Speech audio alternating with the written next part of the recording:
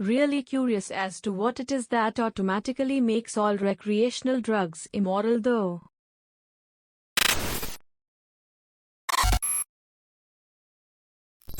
What is morally right but legally wrong? Hopefully this never comes back to bite me, but I run a manufacturing plant and I had a temp employee working for me.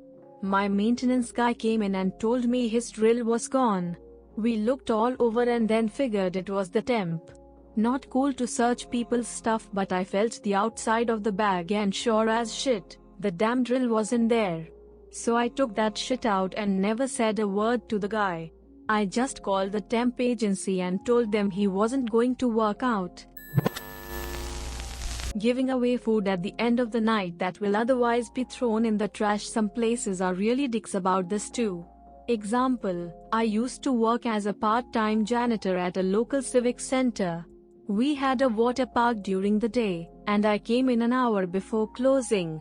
We only worked 4 hours a day, and most of us who worked there were pretty poor, but job opportunities were hard to come by at the time. There was a concession stand at the water park for serving to guests, and every day after closing, there would be several trays full of fresh-made food. Burgers, hot dogs, chicken strips, etc. For about a week we would all share and wrap up the food to take home. Nope. The next week we were told we had to dump it all in the garbage or we get fired. What a waste. In my country, you have to stay with the person you pepper sprayed. Is that a word? So for example, if someone attacks you on your way home and you use pepper spray to defend yourself, you are not allowed to run away. You have to call them an ambulance and stay with them until the ambulance arrives. What if it's your stalker / someone with a horrific history of murder? Are you still obliged to stay? Yup. Pepper spray somewhat counts as a weapon. This is why I got hairspray instead of pepper spray as a defense against my abusive ex. Still burns and you can't get into trouble. Collecting rainwater. How is it illegal? It's not so much an issue at the individual level, but the concern is that large farms in arid areas will affect the lakes, rivers, and the water table. Any sort of large-scale operation has the potential to be extremely disruptive to the people who depend on that water. Also, it's definitely not ethical in the slightest. There's good reason for this law. Self-defense in some extents. Yeah, you're right. But correct me if I'm wrong. I heard American legal system will free you if it's self-defense. It's different in different states. It will go to a jury trial. Self-defense is often given a pass, or token penalty. Other times a prosecutor will know there's little chance a jury will convict someone and choose not to charge them with a crime. Yup, I knew a guy who was forced into a fight outside of a bar. When he retaliated with a few swings, his opponent fell back into the concrete and hit his head. The opponent died about 5 days later from the head wound. It took 3 years for the dude I knew to be tried and accused of manslaughter, but I've seen him at the bar a few times since that, so I'm guessing he was acquitted because self-defense.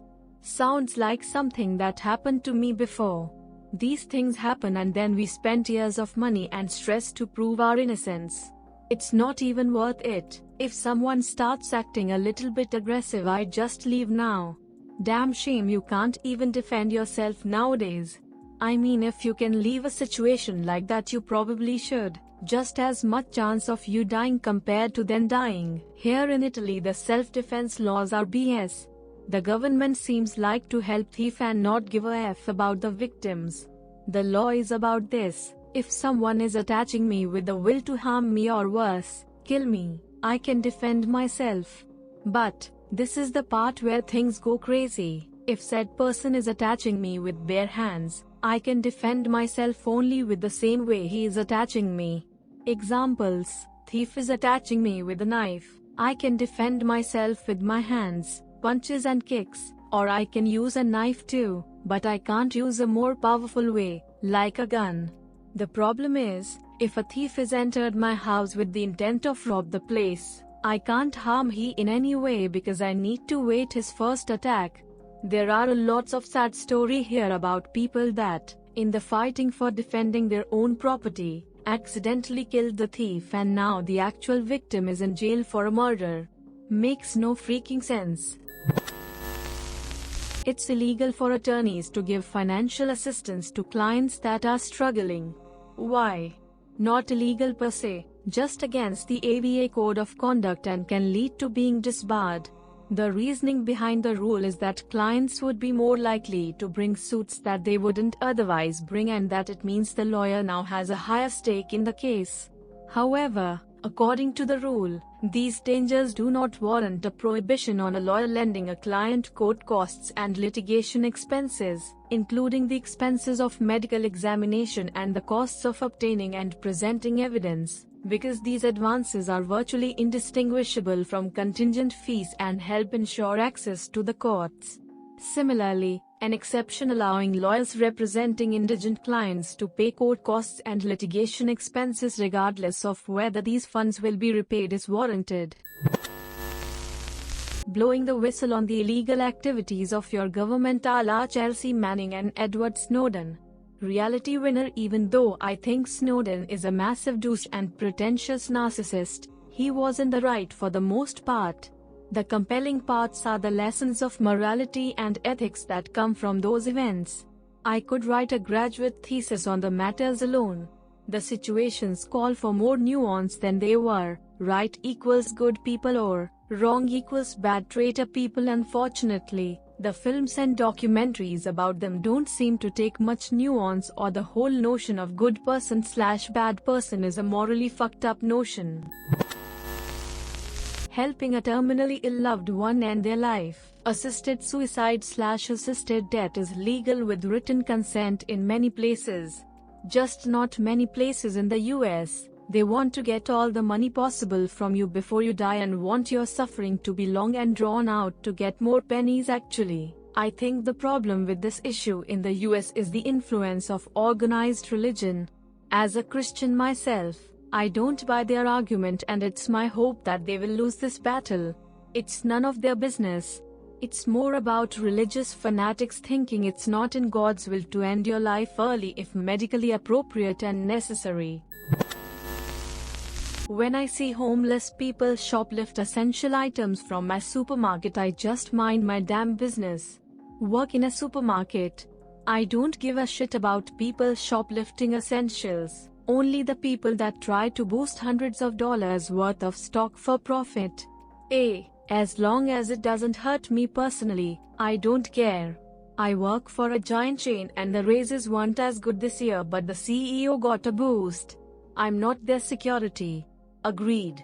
There is literally no merchandise in this store that is worth me getting punched in the face. Using psychedelics to treat depression / to become a better person. We are getting there. Luckily this is changing. I'd have to disagree on this one. I don't think recreational drugs are ever morally acceptable. That said, I don't think they should be legally prohibited. So this is really a better example of the opposite in my opinion. I know of a few places where psychedelics are legal or decriminalized. Really curious as to what it is that automatically makes all recreational drugs immoral though. Taking a child away from abusive parents, and you are not CPS Child Protection Services. The varying interpretations of abusive is what makes this problematic. Case in point. When Fox News was telling viewers the other week that a parent making their child wear a mask is child abuse, sometimes those officials aren't fast enough or strict enough. If you saw a helpless child being mistreated, you would have to watch and let it happen until others come and do something. Cruel to think about it, being able to help, but not allowed to. And then officials come, the parents pull themselves together, but after they leave the kid is being punished for it. Some people are seriously fucked up. And a child is helpless. You have no idea how many times I've read about CPS placing kids with meth heads and the horrors and eventual deaths. Also, absolutely no recourse whatsoever. Not even an apology. In the United States, it's illegal to provide aid, food, water, to migrants who've crossed the border illegally. I was just in Tucson and noticed a lot of bumper stickers denouncing this inhumane law. Jesus, even killers in prison are fed. This is insane. Border police have also been known to destroy anything left out for migrants such as water and food. Some were caught on video doing it a few years back, because they recorded themselves doing it and laughing. Abortion.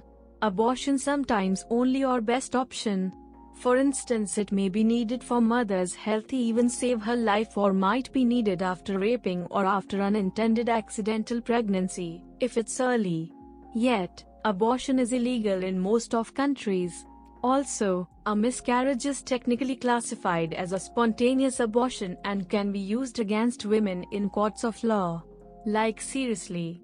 I hate those people who make TikToks like, so I guess all lives matter except when it comes to babies, right? Like, try to research why people abort first before making dumb amen comments about the Holy Lord or whatever. Prostitution. Why should prostitution be illegal? Selling is legal. Freaking is legal. Why isn't selling freaking legal? You know. Why should it be illegal to sell something that's perfectly legal to give away? George Carlin. It is actually legal as well as very much highest level of moral to like and subscribe to our videos that you enjoy. Just do it. Thanks. See ya.